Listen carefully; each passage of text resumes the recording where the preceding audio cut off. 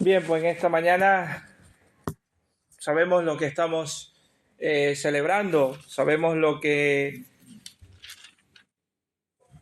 todo el mundo cristiano, no podemos decir todo el mundo porque parte del mundo no es cristiano, pero sí todo el mundo cristiano está celebrando en este día, ¿verdad? Todos sabemos lo que hemos estado celebrando durante esta semana y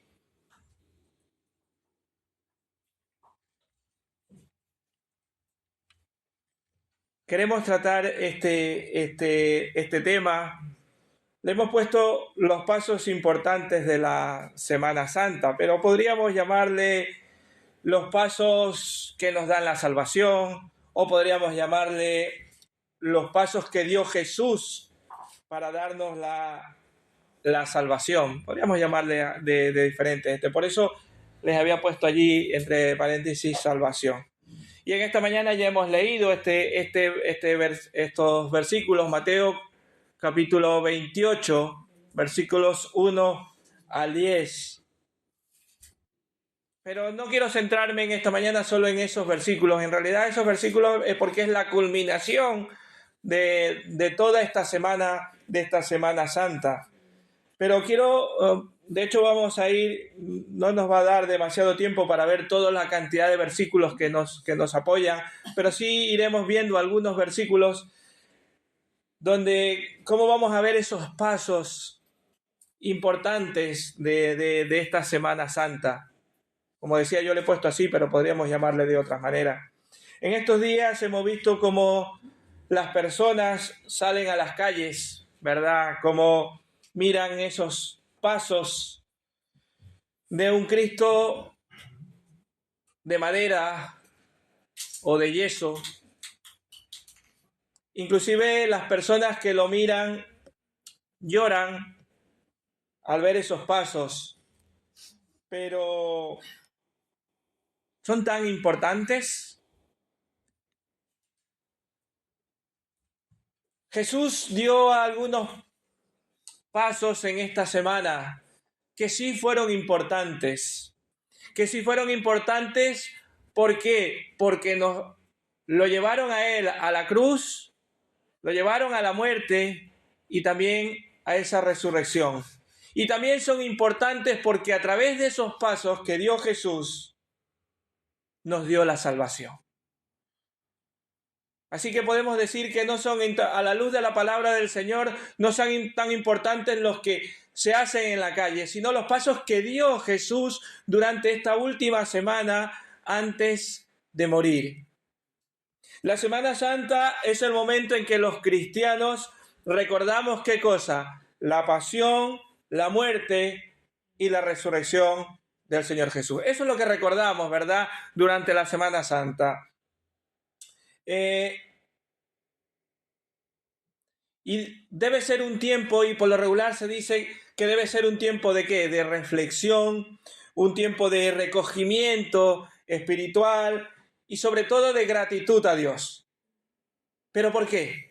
¿Por qué debe ser así? Y algunos lo dicen y algunos lo pregonan. He escuchado a algunas decir en la radio, esta semana es una semana de recogimiento.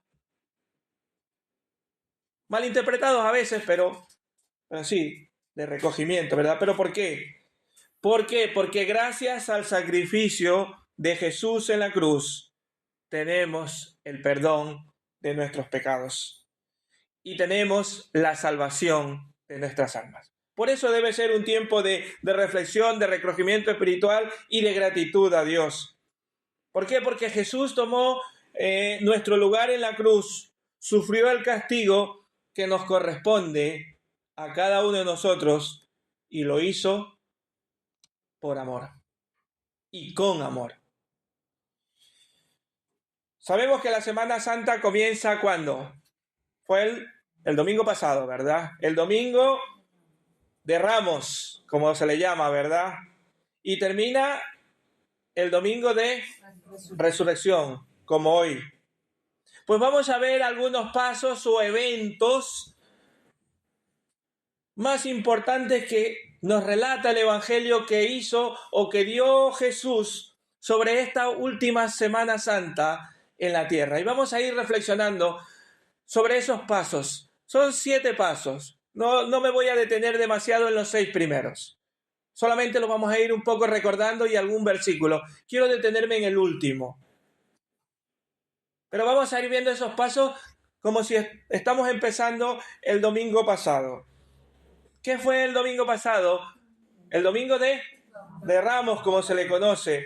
La entrada, en otras palabras, la entrada triunfal del Señor Jesús. Dice la palabra del Señor, Mateo 21, versículos 9 al 11, dice, Mateo 21 del 9 al 11, tanto la gente que iba delante de él como el que iba detrás gritaba, Hosana al Hijo de David, bendito el que viene en el nombre del Señor, Hosana en las alturas. Cuando Jesús entró en Jerusalén, toda la ciudad se conmovió.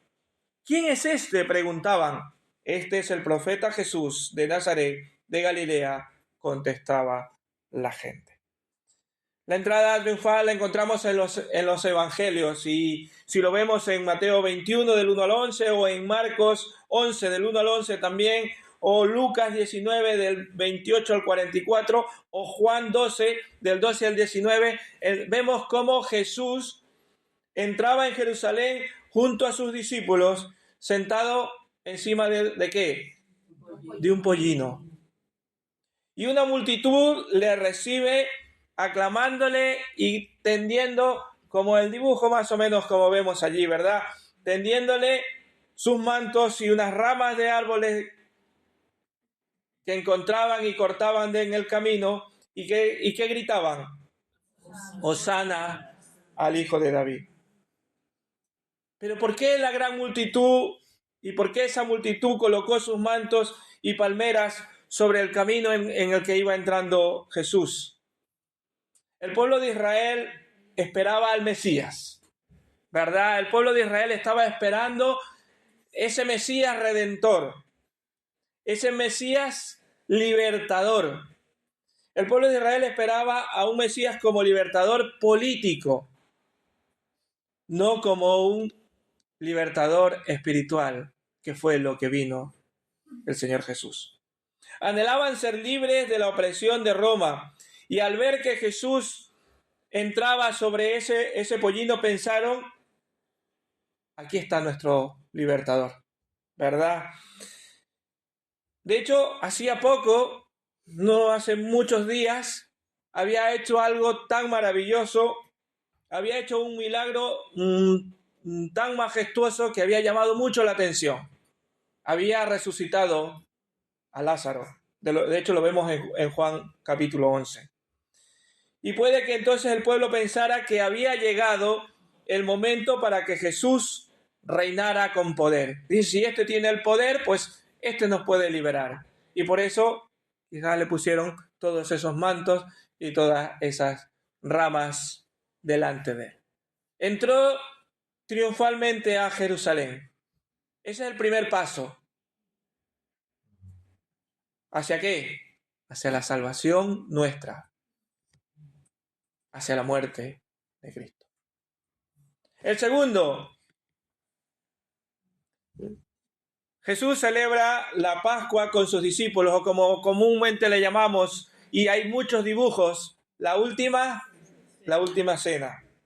Dice la palabra del Señor, y vamos a buscar en Lucas capítulo 22, 17.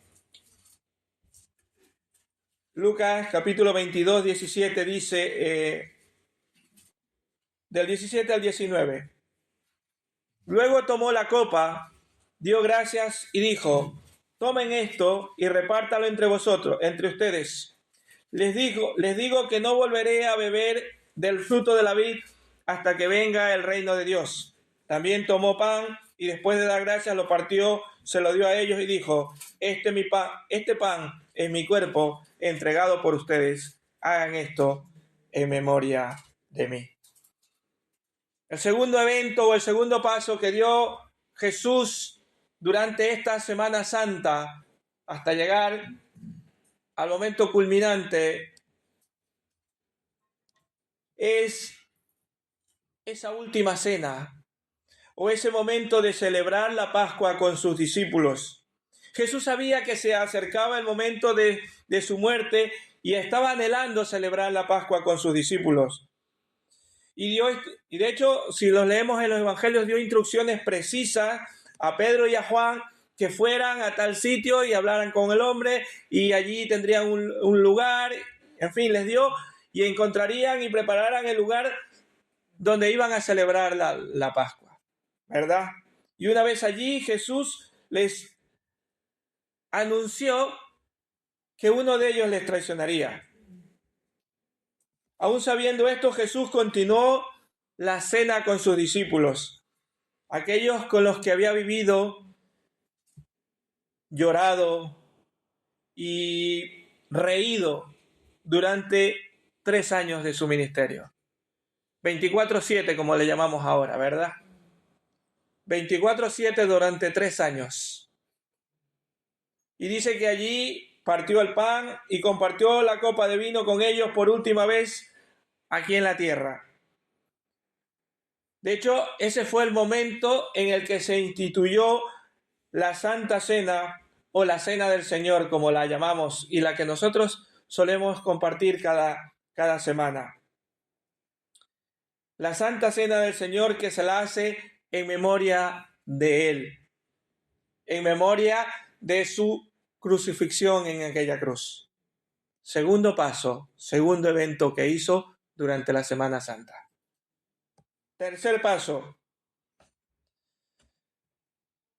Jesús lava los pies a sus discípulos. Esto ya no es tan glamuroso, ¿verdad? Vamos a la palabra del Señor, Juan, capítulo 13, versículos 4 y 5. Juan, capítulo 13, versículos 4 y 5, dice, Juan 13, 4, se levantó de la cena, se quitó su manto y tomando una toalla se la ciñó a la cintura. Luego puso agua, en la Reina Valera del 60 dice un lebrillo, yo en la versión que tiene dice una palangana, y comenzó a lavar los pies de sus discípulos y a secarlos con la toalla que llevaba ceñida. Este relato solo aparece en el Evangelio de Juan. El resto de todos los pasos aparecen en todos los evangelios, pero este solo aparece en el Evangelio de Juan. Pero sabemos que ocurrió durante la última cena de Jesús con sus discípulos.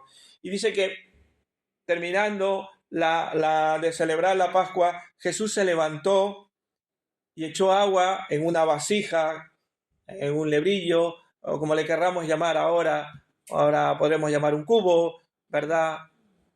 O en fin, o un barreño, en fin, le podemos llamar de muchos nombres, pero tomó el agua y comenzó a lavar los pies de sus discípulos y a secarlos con esa toalla que él había cogido. Y aquí nos podemos hacer una pregunta. ¿Por qué lo hizo? ¿Por qué hizo Jesús eso? Hermanos, para darnos un ejemplo de humildad y enseñarnos cómo debemos servirnos los unos a los otros. Siendo Dios, se humilló a sí mismo, dice Filipenses, y se hizo como uno de nosotros. Y aún todavía no solo se hizo eso, todavía con humildad nos enseña cómo debemos servirnos los unos a los otros. El lavar los pies de las personas en aquellos tiempos era un trabajo para los sirvientes. Era para aquel que trabajaba no, porque era obligación. Porque ahora trabajo cobras, ¿no? En aquellos tiempos no. El esclavo que tenían en casa, el siervo que tenían en casa, ese era el encargado de hacer ese trabajo. La propia muerte del Señor Jesús fue un acto de amor y de humildad. Pero Él, no solamente eso, sino que aún entre nosotros se humilló para demostrarnos y para darnos un ejemplo de humildad y enseñarnos, hermanos, cómo debemos servirnos los unos a los otros. Él estuvo dispuesto a dar su vida y a humillarse para que nosotros podamos recibir vida eterna, pero aún hizo algo más. Y aquí también cabe una pregunta: ¿cuántos de nosotros estamos dispuestos a humillarnos y ponernos al servicio de los demás? Muchas de las ocasiones decimos no. Nos cuesta rebajarnos, como le solemos llamar. Pero el Señor mismo nos dio un ejemplo de humillación y servicio. ¿Yo que me voy a rebajar a hacer eso? Pero el Señor Jesús nos dio ejemplo de humillación y de servicio. Así que todo lo que hagas, así sea lo más pequeño, lo estás haciendo para Dios. No hay servicio que sea pequeño o servicio que no sea recompensado por Dios. Y estamos llamados, y es que a veces no, ya es que como yo ya soy el líder, como yo ya soy pues yo ya no estoy para hacer eso. Hermanos, estamos llamados a servirnos los unos a los otros. No importa quién. El mismo Dios nos dio el ejemplo.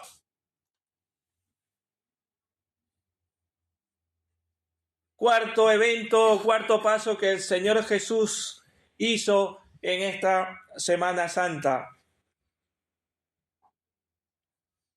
Jesús se va a orar en un huerto llamado ¿cómo? Getsemaní. Vamos a buscar Lucas capítulo 22.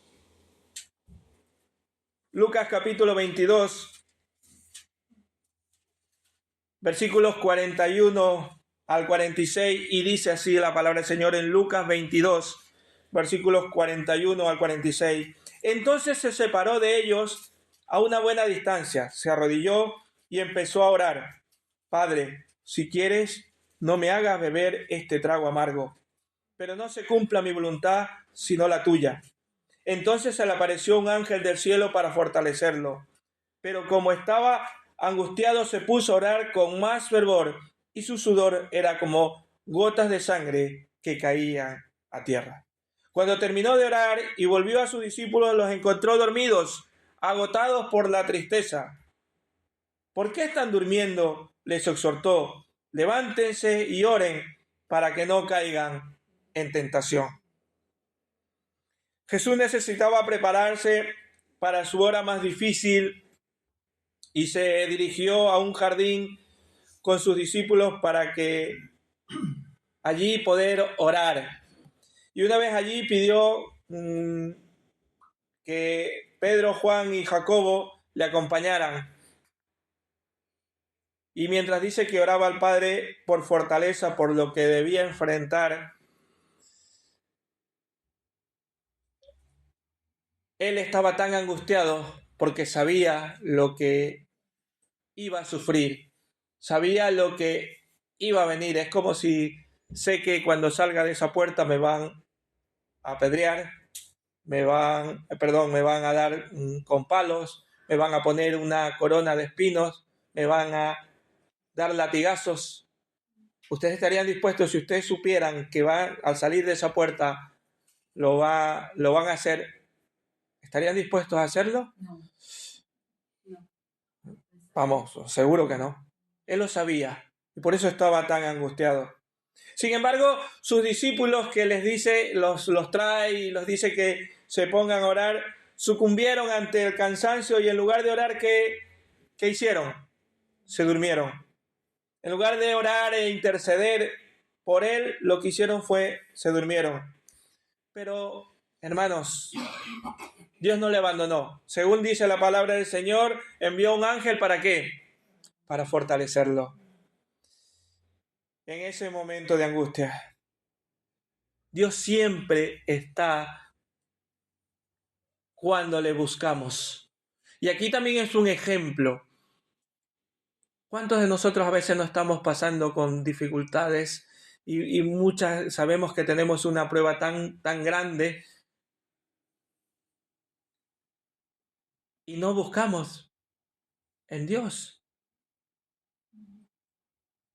Aquí también tenemos un ejemplo de saber que aunque tenía él fue y buscó en oración. Y también tenemos un ejemplo de justamente de lo contrario, ¿verdad? En lugar de estar orando, ¿qué estaban haciendo tus discípulos? Durmiendo.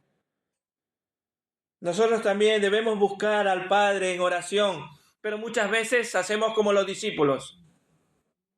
Dormimos. Y no digo dormir literalmente. Nos dormimos. No buscamos al Señor. Y vuelvo a repetir, el domingo hablaba con los hombres. Tenemos que buscar esa relación personal con Dios. Y una de las formas de buscar esa relación personal es en oración. Tenemos que velar y orar. Y el Señor les dice, ¿verdad? Al final de los versículos que me dio, ¿para qué? Para que no entréis en tentación. Es que no solamente está diciendo, bueno, porque yo te digo que lo que ores, ¿no? Dice, para que no entréis en tentación. Nos está diciendo antes de entrar en la tentación, para que no lo hagas. Pero cuando estamos ya en tentación y sucumbimos a esa tentación, ¿por qué no oramos? Porque nos falta, hermanos, la oración. No oramos en nuestras casas y no oramos juntos. Tenemos un culto de oración de 12 personas. Hermanos, necesitamos orar.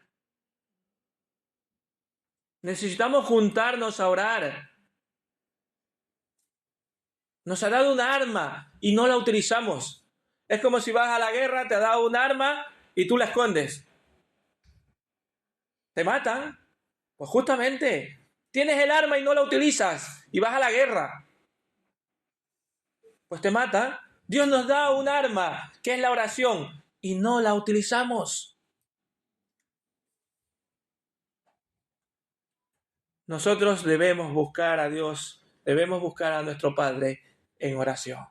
Otro ejemplo, otro paso que da Jesús hacia la salvación. Miren cómo va demostrando con cada cosa que va haciendo, Jesús nos va demostrando algo a nosotros en nuestra vida. Y luego le pasa algo más. Y este quinto paso, yo lo he juntado. A ver si funciona. Ahora. Yo lo he juntado casi que 3 en uno. El quinto paso le he llamado traición, arresto de Jesús y negación de Pedro. La traición, ¿verdad? Ahí vemos ese dibujito como le entrega con un beso, ¿verdad? El arresto, cómo viene la gente a buscarlo y a llevarlo preso. Y yo he añadido algo más, lo he juntado, le he puesto que la negación de Pedro. Porque además del arresto, todo el maltrato y la humillación que con eso conllevaba, Jesús tuvo que soportar la traición de Judas y la negación de Pedro. Aunque él sabía de antemano que eso iba a pasar. Él sabía de antemano que eso iba a suceder, pero el dolor causado por sus 2 discípulos y amigos debía ser algo muy fuerte. Es como cuando tenemos un familiar que sabemos que lamentablemente va a morir porque tiene una enfermedad que ya va a derivar en la muerte. Sí, sabemos, pero cuando llega el momento a que sentimos el dolor. Pues es igual. Él sabía de antemano que eso iba a pasar. Que esos dos discípulos y amigos lo iban el uno a traicionar y el otro a negar, y que debía ser algo muy fuerte para su vida. Pero de todas formas Jesús se mantuvo firme y continuó en obediencia para que se cumpliera el plan de Dios para la salvación del mundo. A pesar de que lo traicionaran, a pesar de que lo negaran, él continuó firme. Un ejemplo más. Continuó firme. No se desvió del plan que estaba establecido por Dios. Nosotros nos hacen algo y salimos corriendo. O no le hablamos a esa persona nunca más. Él continuó firme y se confirmó y continuó en obediencia. Jesús sabía que tenía al frente unas horas muy difíciles de su vida, pero su amor a Dios y al Padre y por cada uno de nosotros fue todavía más grande, que continuó en esa línea establecida por Dios. Jesús soportó valientemente y en silencio toda la humillación, los azotes, las burlas, los escupitajos y todo el horror y el abuso físico al cual fue tratado, físico y emocional.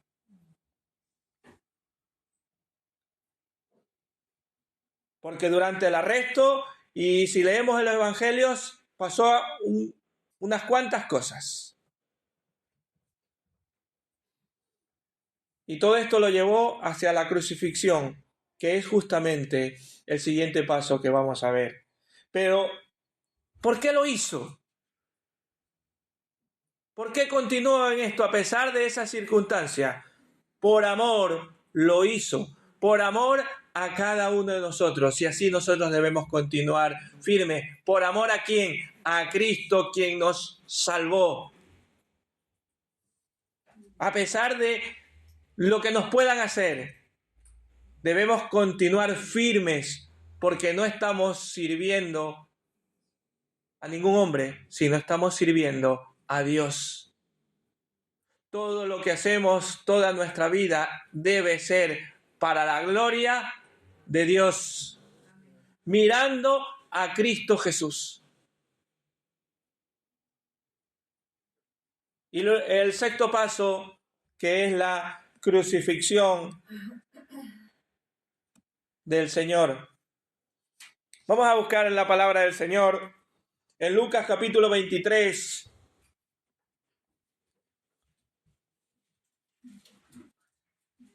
Lucas capítulo 23. Versículos 33 y 34 dice: cuando llegaron al lugar llamado de la Calavera, le crucificaron allí y a los malhechores, uno a la derecha y otro a la izquierda. Y Jesús decía: Padre, perdónalos, porque no saben lo que hacen. Y repartieron entre sí sus vestidos, echando suerte. La muerte de Jesús en la cruz fue una muerte muy vergonzosa y dolorosa, porque la muerte de cruz era una muerte que se utilizaba contra los peores ladrones y malhechores de aquellos tiempos. Era el peor castigo que se podía dar en aquellos tiempos. La muerte de Jesús no ocurriría de forma inmediata. De hecho, la persona que era crucificado pasaba horas de angustia e inmenso dolor. No es como ahora el letal, ¿verdad? Unos segundos y has muerto. Estos eran horas de dolores. Muchas horas. Además del dolor intenso y de la humillación por lo que iba a hacer también estaba semidesnudo, ¿verdad? Jesús tuvo que soportar las burlas constantes, porque dice la palabra del Señor que algunos se burlaban,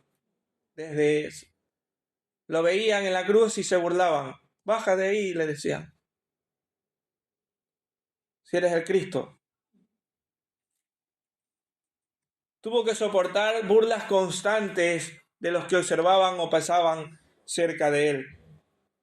Sin embargo, él no se echó atrás. Él podía haber dicho, yo tengo el poder y me libero y me voy. Tenía el poder para hacerlo. Era Dios. Pero no lo hizo. Soportó la cruz para vencer el poder de la muerte al resucitar. ¿Y para qué? Para darnos acceso a la vida eterna. Hermanos, así de grande es el amor por toda la humanidad. Así de grande es el amor de Dios por toda la humanidad. Y nosotros no lo sabemos valorar. Esta mañana escuchaba como unos hermanos que conversaban de la resurrección, decía qué grato es poder nosotros esta mañana, este día, poder juntos celebrar que Cristo ha resucitado. Pero ellos se acordaban, y aquellos que están deseando poder estar juntos y no lo pueden hacer. ¿Por qué? Porque están perseguidos. Tener que hacerlos por allí, en alguna tumba, en alguna cueva, o en algún sitio clandestino para que no los descubran, que están celebrando, ¿qué cosa? La resurrección del Señor Jesús. Nosotros damos gloria a Dios porque lo podemos hacer aquí con libertad, bien vestiditos, bien perfumaditos. Y a veces no lo sabemos valorar. La muerte de Jesús no fue un accidente, sino el plan divino para la redención de la humanidad. El sacrificio de Jesús nos garantiza 4 cosas: perdón de pecados, reconciliación con Dios, acceso directo al Padre y algo tan maravilloso, la promesa de vida eterna. 4 cosas que la muerte del Señor Jesús en esa cruz nos garantiza. ¿Y cuántos la rechazan? Y a veces nosotros mismos no sabemos valorar eso que el Señor nos está dando al haber muerto en esa cruz. Porque siempre estamos pensando en nosotros mismos, siempre estamos pensando en el yo.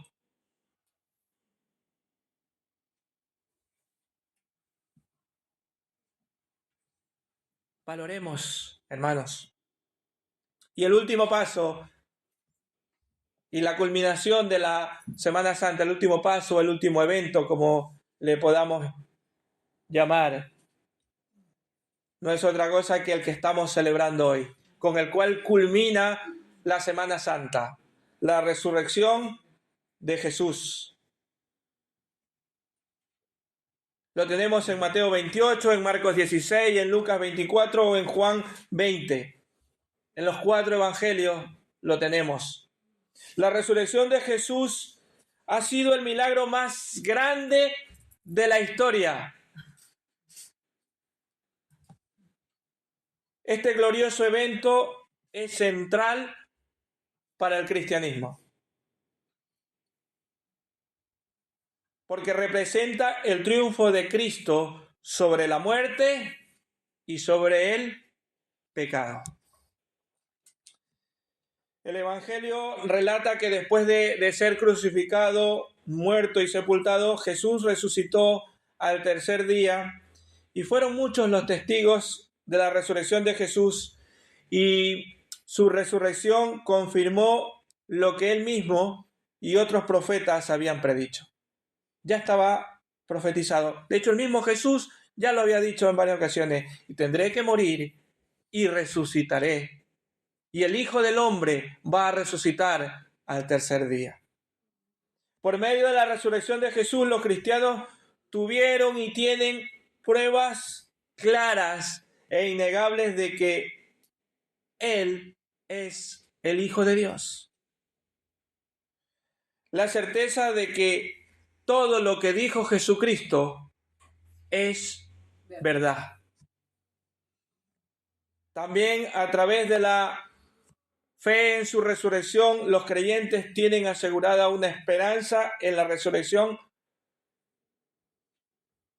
futura prometida en las Escrituras. Porque ¿qué dice? Los muertos en Cristo resucitarán primero. Cuando esto suceda, todos los seres humanos que murieron en Cristo volverán a la vida. Dice la palabra del Señor, y hemos leído en esta mañana en Mateo 28, el domingo por la mañana un ángel resplandeciente del Señor quitó la piedra de la entrada y anunció a las mujeres la resurrección ¿de quién? De Jesús, dejando a los guardias, como vemos allí, aterrorizados. Las mujeres fueron las primeras en recibir la noticia de la resurrección. Ellas encontraron el sepulcro vacío y un ángel que le dio las instrucciones sobre lo que tenían que hacer, sobre lo que tenían que informar a los discípulos. Vamos a verlo en la palabra del Señor. Vamos a volver solo dos versículos. Mateo 28, versículos 5 y 6 dice: el ángel dijo a las mujeres, no tengan miedo. Sé que ustedes buscan a Jesús, el que fue crucificado. No está aquí, pues ha resucitado. Tal como dijo, vengan a ver el lugar donde lo pusieron. A los 3 días de la muerte del Señor Jesús, algunas mujeres fueron allí, pero ellas no fueron ellas no iban a ver si de verdad había resucitado. Ellas iban a ¿qué cosa? A ungirle, ¿verdad? Algunas especies, ¿por qué? Porque después de unos días, pues el cuerpo, cuando se empieza a descomponer, pues empieza a oler. Y ellas iban preparadas para ungir a su maestro. Pero llegaron allí y se encontraron con que la piedra estaba abierta, removida. Como vemos ese dibujo, ese es solo un dibujo. Y podemos sacar muchos dibujos. Pero situémonos nuestra mente en llegar a un sitio y saber que no, que alguien ha removido esa piedra y que no está allí. Jesús dice que se le apareció poquito después a María Magdalena. Dice que cuando iban de camino. Y también se les apareció a sus discípulos y a muchos otros demostrando la realidad de su resurrección. Incluso aquellos que dudaban. Había uno que dudaba mucho. Tomás. Por eso hay el dicho ese, ver para creer, ¿no? Como dice Tomás. Lo solemos utilizar. Y ahora creo que lo utilizan mucho, lo utilizan menos, pero antes yo lo escuchaba mucho. Dice, no, ver para creer, como dice tanto Tomás. Que no, bueno, era santo a través de Jesucristo. No era ningún... Todos somos santos a través de Cristo. Estos acontecimientos demostraron que Jesús venció la muerte tal como Él lo había profetizado en las Escrituras. Hermanos, ese día el mundo cambió para siempre. Vamos a la palabra del Señor. Quiero leer unos versículos. Juan 20.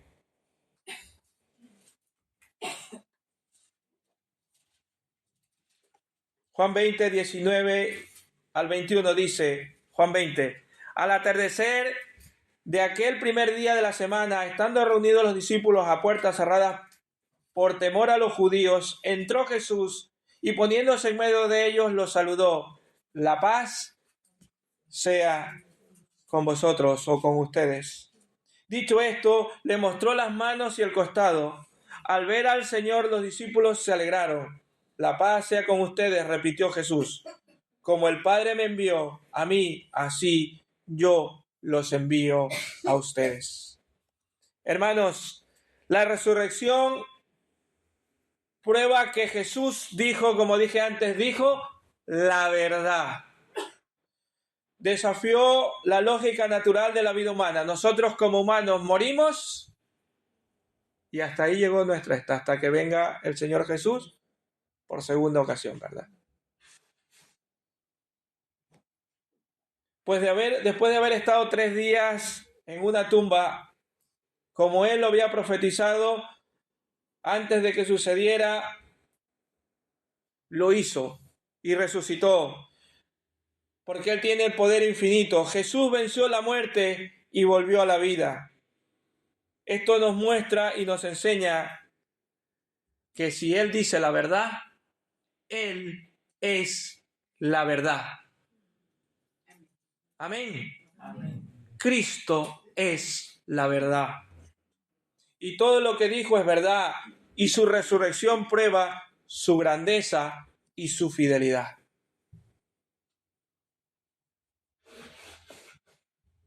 La resurrección también nos hace ver que la muerte ha sido derrotada. La Biblia dice que la paga del pecado, ¿qué cosa es? La muerte. Pero Jesús nunca pecó. Por tanto, no podía permanecer muerto. La muerte de Jesús fue suficiente y eficaz para perdonar nuestros pecados. Él tomó el lugar de los pecadores. Jesús recibió la culpa y el castigo de nosotros, los pecadores. Solo tenemos que, para poder ser libres, debemos confiar en Él. Jesús recibió el castigo justificando al hombre delante de Dios, liberando a sus discípulos y a todo aquel que en Él crea, podrá ser libre de esa muerte.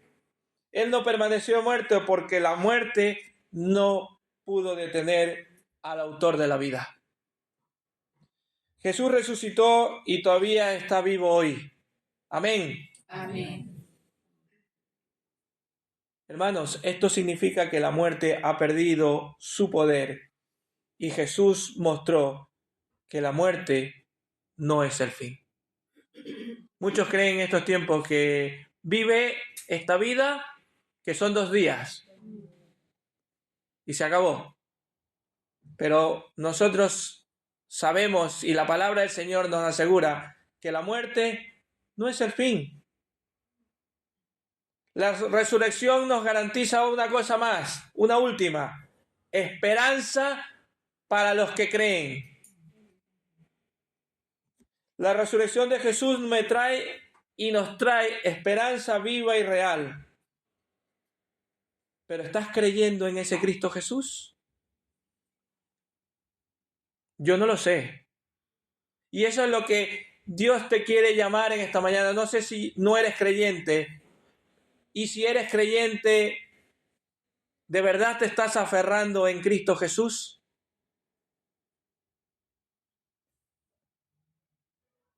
La resurrección de Jesús disipa nuestra desesperación y el miedo al futuro.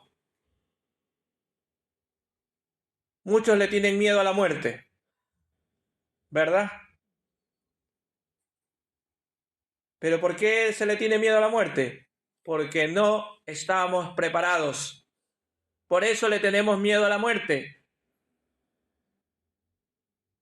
Porque no estamos preparados. Pablo decía que para él no pasaba nada. ¿Por qué? Porque estaba preparado, que si el Señor lo llevaba, sabía que se iba con Cristo Jesús. Y a veces nosotros estamos con un miedo al futuro, con un miedo a la muerte, que ya... ¿Pero por qué? Porque no estamos preparados.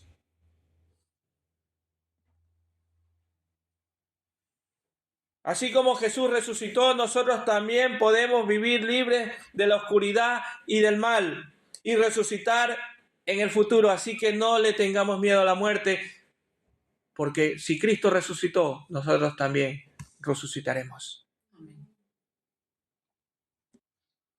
La muerte ya no es motivo de desesperación. En Jesús podemos recibir vida de nuevo. Solo necesitas creer en Cristo Jesús. Creer en Él. creer en que Él es tu Salvador, en Él es tu Señor, y dejar que el Señor gobierne tu vida, para que tu vida dé un cambio de rumbo, o como le dijo Jesús a Nicodemo, puedas nacer de nuevo. Jesús resucitó, la muerte no pudo vencerlo, tal como el salmista y el mismo Jesús había profetizado. Hermanos, Él resucitó, está vivo y tenemos paz y propósito. Vivamos para Él. Pero de verdad vivamos. No solo sea estos 40 minutos en que me estamos reflexionando y de verdad debo vivir como Dios me manda. Pero luego salgo de aquí y se me ha olvidado.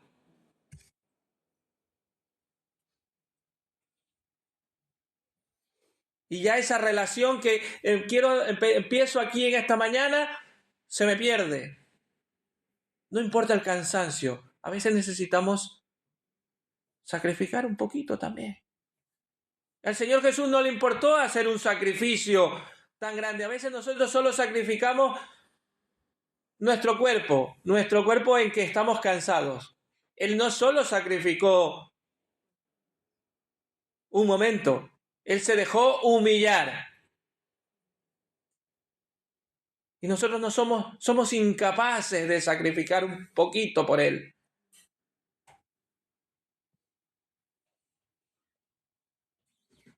Gracias a la victoria de Jesús sobre la muerte, si creemos en Él, tendremos vida eterna. Hermanos, quiero para terminar hacer una pequeña reflexión o hacer una pequeña evaluación. Porque si evaluamos la vida, la muerte y la resurrección de Cristo, más entendimiento tendremos sobre el Evangelio. Lo que pasa es que no buscamos aquí. Aquí tenemos todo lo que necesitamos. Aquí podemos evaluar esa muerte del Señor Jesús, esa resurrección. Y si lo evaluamos, vamos a encontrar lo agradecidos que debemos ser. Hermanos, la Semana Santa es un tiempo para recordar, sí. Pero debemos recordar no solamente en esta semana, sino todos los días de nuestra vida.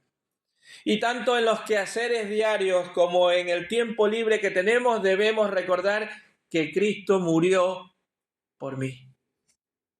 En todo instante, aún en los tiempos de recreo, podemos ver cómo Dios nos ha provisto y de esa manera podemos convertir un tiempo de ocio en un tiempo también productivo. Hermanos, recordar el Evangelio nos permite reenfocarnos en lo que es importante. Lo que pasa es que no recordamos el Evangelio. El Evangelio no es otra cosa que las buenas noticias de salvación.